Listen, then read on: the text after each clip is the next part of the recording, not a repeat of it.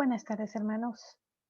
Bienvenidos a una catequesis más en formación social que realizamos para ustedes por parte de la Comisión Diocesana para la Pastoral Social en la Diócesis de Catepec. En esta ocasión me va a tocar compartir con ustedes el tema que les voy a compartir en un momento. Déjenme compartir las diapositivas para que podamos seguir. Voy a compartir con ustedes el tema número 5 de este nuevo nivel que estamos tratando, que se llama Vivir la dimensión social de la fe. Es el tema número 5, que se llama Los Padres de la Iglesia, precursores de la doctrina social, ¿verdad? Ok, hermanos, bueno, déjenme compartir con ustedes la presentación en pantalla completa para que sea más fácil su seguimiento.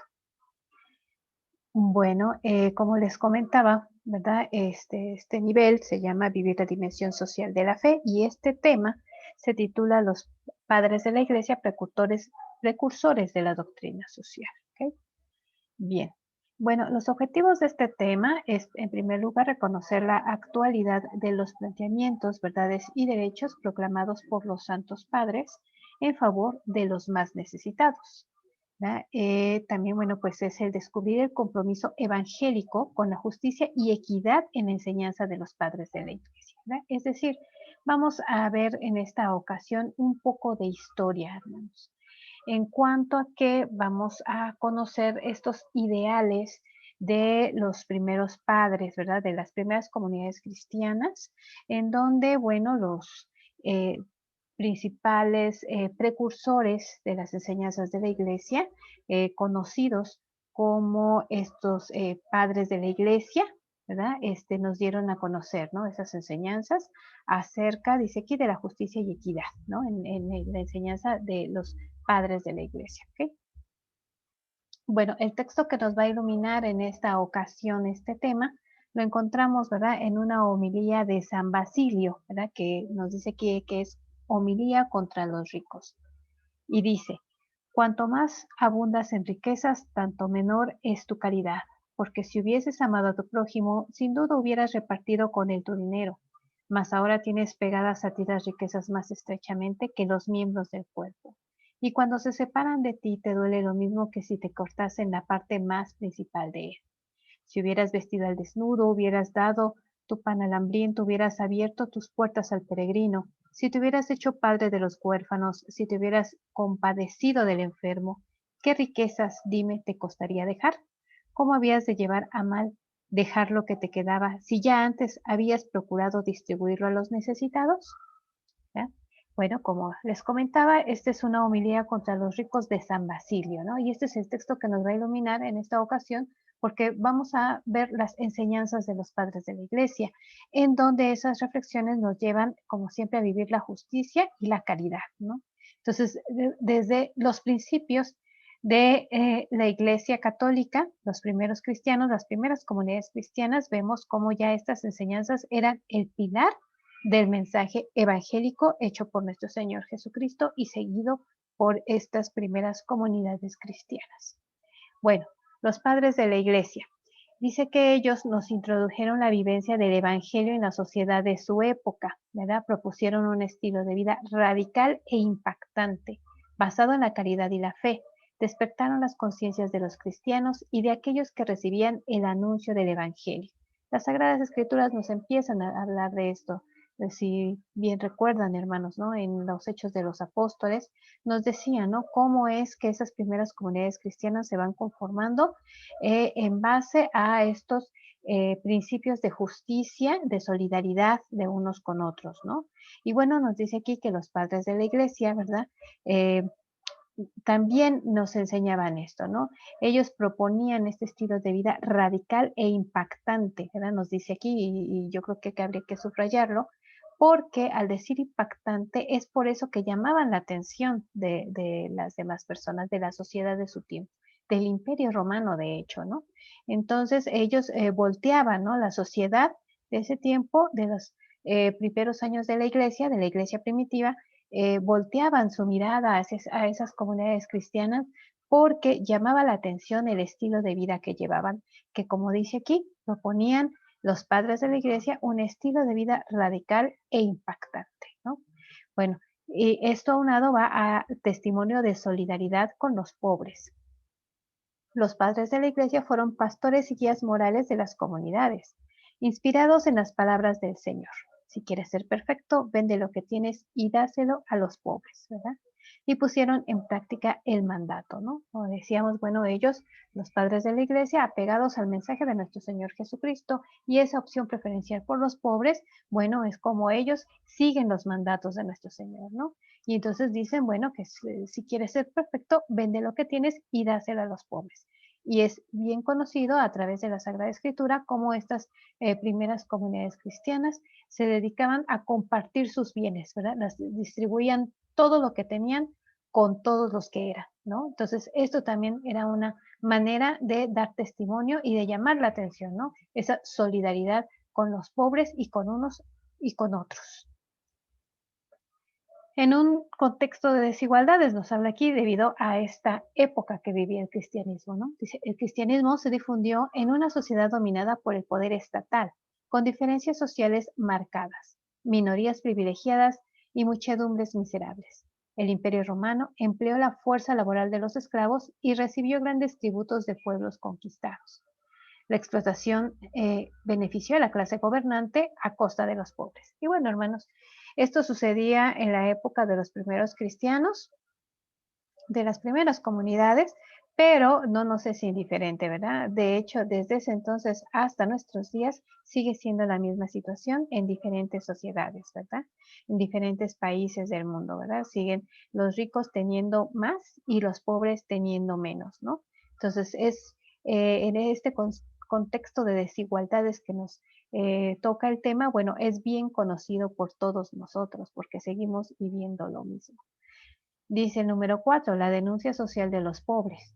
Si los santos padres utilizaron lemas y figuras del Antiguo y Nuevo Testamento para tocar la sensibilidad humana y mitigar la injusticia de una sociedad que desconocía la igualdad, el respeto y el derecho del prójimo.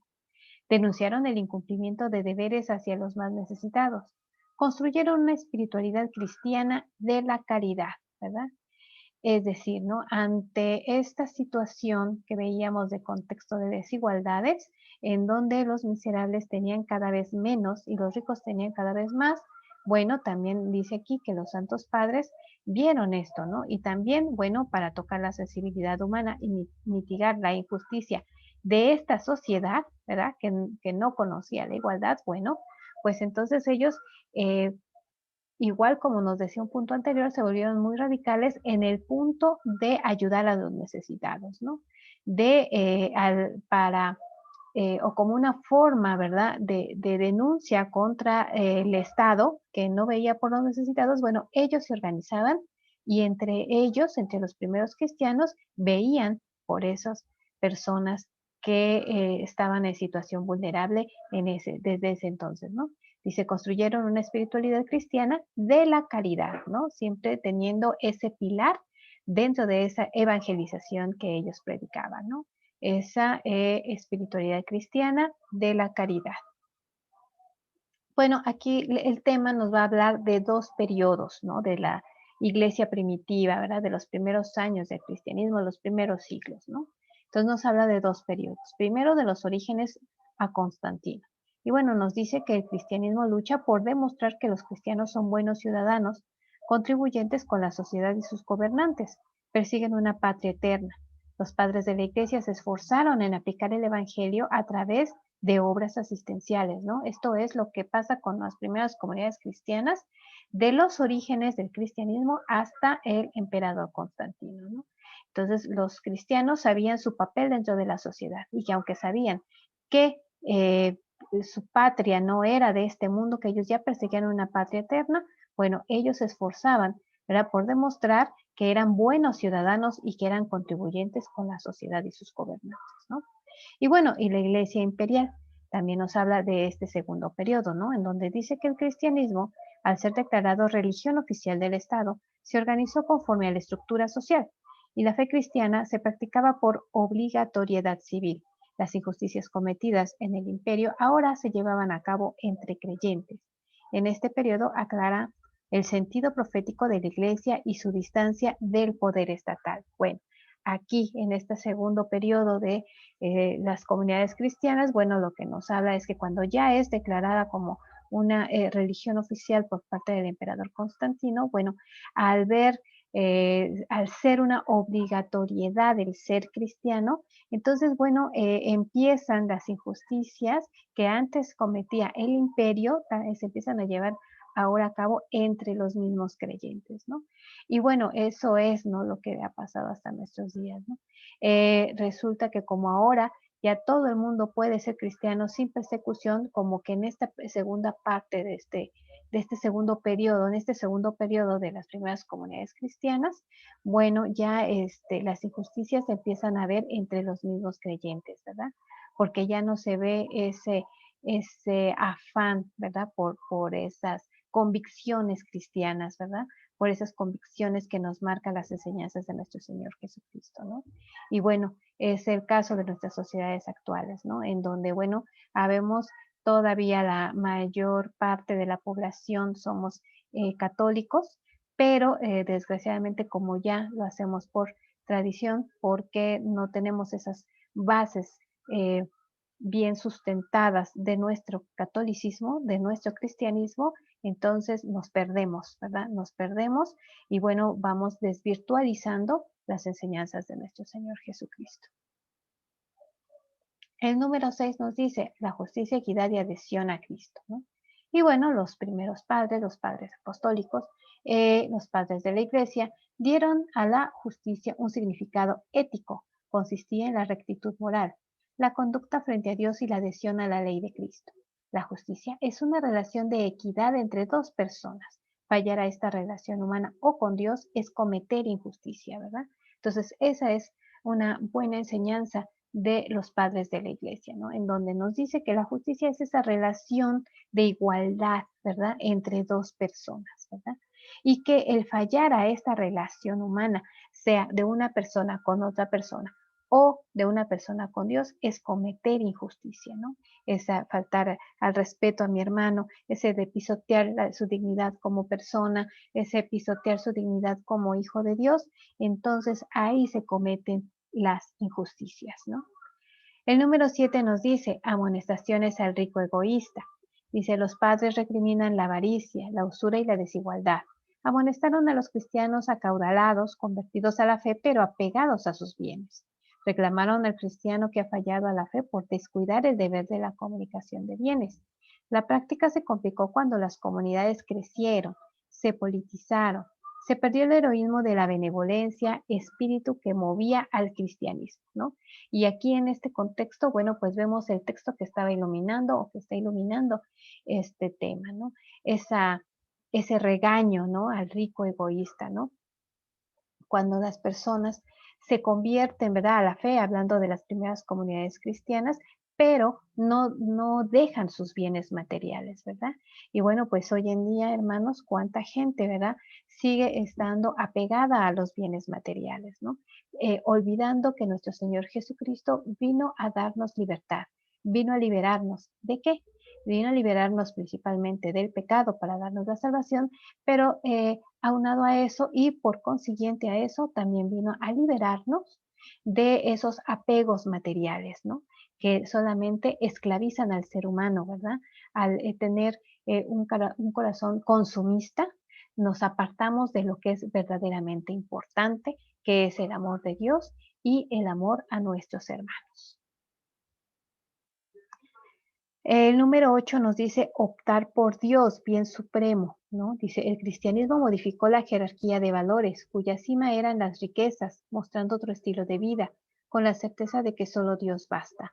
Él es el máximo bien, quien lo posee abunda en ellas, ¿verdad? Desde esos primeros cristianos, hermanos, y hasta la fecha, ¿verdad? Seguimos creyendo en el dicho de cuánto vales, cuánto tienes, ¿verdad? Que bueno, que es un engaño, ¿verdad? Decíamos, ¿verdad? Es un engaño el pensar que el valor de una persona se va a medir por el valor monetario, económico, ¿verdad? Que tenga, ¿verdad? Eso es un error. Siempre debemos optar por Dios porque Él es el bien supremo. Y sabemos que si tenemos a Dios en nuestro corazón, tendremos paz en Él, en nuestro corazón. Y entonces tendremos ese desapego a las cosas materiales y créanme, hermanos, eso nos va a hacer mucho más felices que el estar preocupándonos por las cosas materiales, ¿verdad? Y bueno, el número 9 nos habla de la limosna. Dice que el desprendimiento generoso se manifiesta en la limosna. Durante los primeros decenios, las comunidades ejercieron la caridad con tinte de hospitalidad y donación. Las colectas por los huérfanos, viudas y los hermanos en desgracia fueron signo del verdadero compromiso bautismal, ¿verdad? Dice en la cuaresma, intensificaban la limosna para purificar la fe y prepararse a la Pascua, especialmente el domingo, momento privilegiado para alabar al Señor con la caridad. Así es, hermanos, ¿verdad? Entonces, esta limosna tenía ese contexto, ¿verdad? De estas primeras comunidades cristianas, es que era el desprendimiento generoso para las necesidades que fueran, ¿verdad?